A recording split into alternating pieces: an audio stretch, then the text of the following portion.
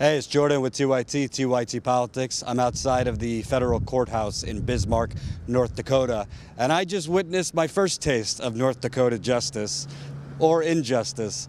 I was not allowed to bring a phone in or any camera equipment, so I wasn't able to actually get video of it.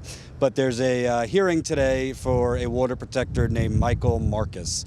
He's been a leader at camp, and he has had many charges levied against him.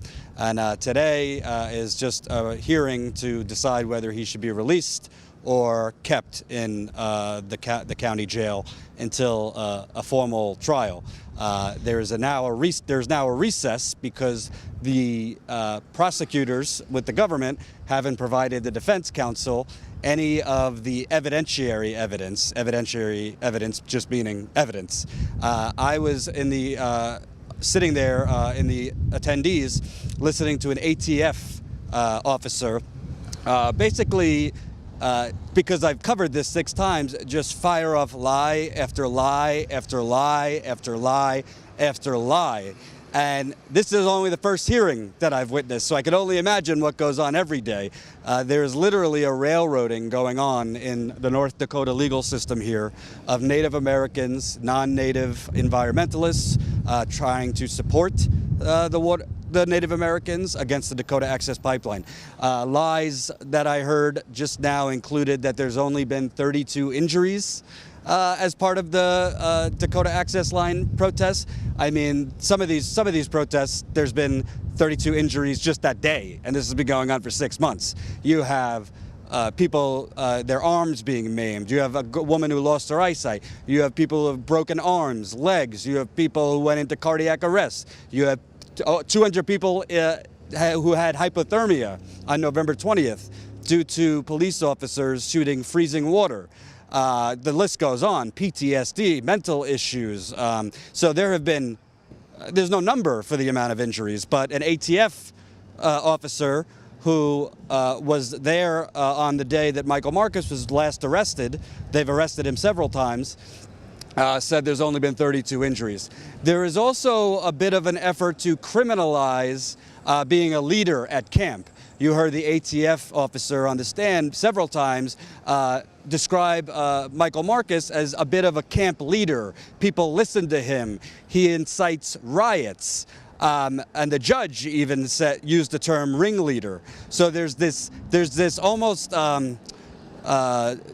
criminalizing and making it negative to be a camp leader, almost like if you're a camp leader and people follow your words or your prayer, that in turn means you were inciting a riot or doing something evil.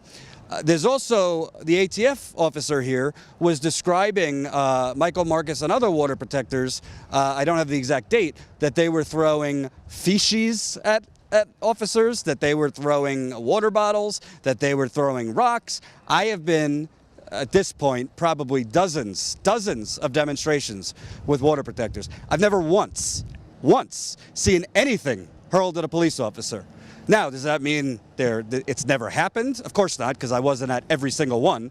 But I've been here since September, 6 different times. I probably covered dozens of demonstrations.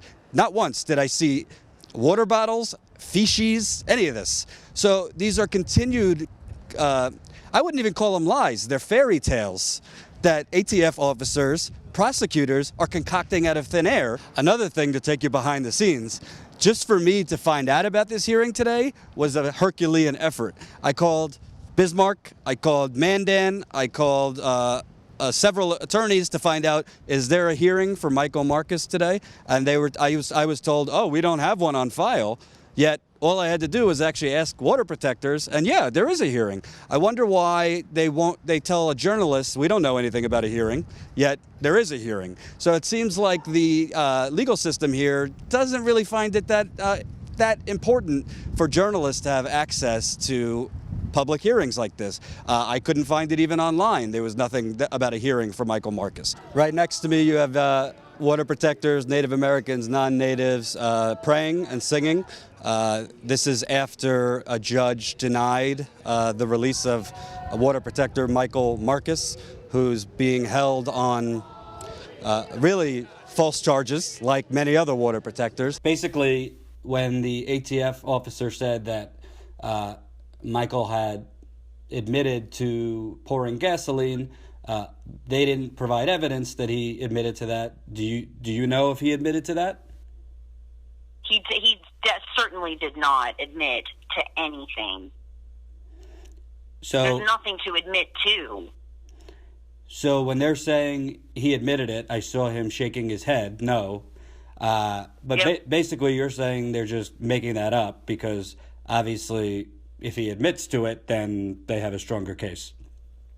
Yeah, they've completely twisted his words, but all of the stuff that was given in court is not something that is necessarily substantial for a trial. It was literally just the affidavit that they had as a warrant to have an excuse to arrest him. That's all this was. So for the fact that that there would even be ATF giving testimony at a bond hearing, that never happens. It's very obvious that they're doing this as an act of desperation to get him to become a poster child for the camp, and completely blowing this stuff out of proportion. I just want to be clear, so crystal clear. When the ATF officer said he admitted during their interrogation that he had poured gasoline, that's not true. He blatantly told me over and over again he never admitted to anything. His exact words to me today were, that's their interpretation of what I told them. Mm-hmm. Their interpretation. Right. And what? They're twisting words. They're splitting hairs. That's just what they always do. And the final time that he was arrested, he's been in jail now for a week consecutively. What did they? Over a week. Sorry. What did they even pick him up for? What were the charges that they just picked him up for? They said it was an outstanding warrant, but he just got out of jail. And to this day, we're not really clear of if they actually picked him up on an outstanding warrant or if it was for a warrant he already turned himself in for. Right. For charges that he was supposed to make maybe a first court appearance for. They said there was a complaint that was given. But when they arrested him, he was walking on our side of the river, putting up our prayer ties. I want to ask you, do you have any evidence that he lit gasoline? Because I didn't hear any evidence exhibited today. Do you have any evidence of that? I don't have anything to say to you right now. You have nothing to say? So a gentleman's going to prison or he's on trial. You say he lit gasoline, and you say he admitted that, but there's no evidence of that. And you were up there saying that he admitted he lit gasoline. Do you have evidence of that or no? I said I'm not talking to you right now. Okay, so water protectors like him, you call them agitators or ringleaders. Is it a crime to protest in America? Is it a crime to be a camp leader? Because it seemed like you were trying to describe him as an agitator or a camp leader. Is that a crime in America? So the ATF's position, if you protest or you're a camp leader, it's a crime. Okay.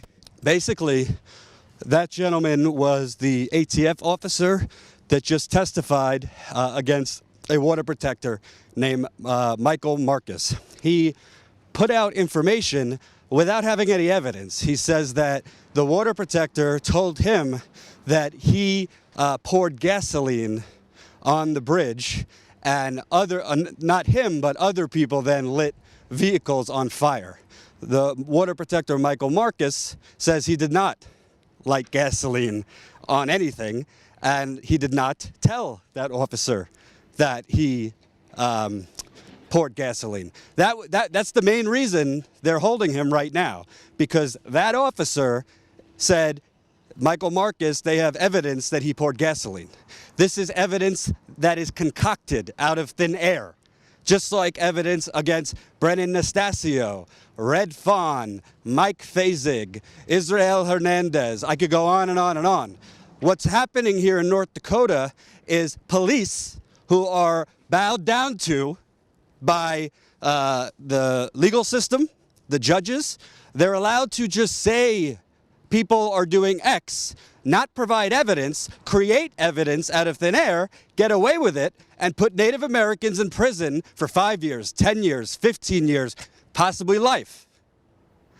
That gentleman that I just confronted who wouldn't talk to me is an ATF officer. He's an officer of the government. We pay for his fucking bill. We pay for his paycheck, and he not only will not talk to us, but he's allowed to concoct evidence out of thin air. Meanwhile, Native Americans been in jail for a week on nothing. On nothing. He also, on the stand, said 32 water protectors. There's been 32 incidents of injuries. I've been to demonstrations that there's been 32 injuries within 15 minutes.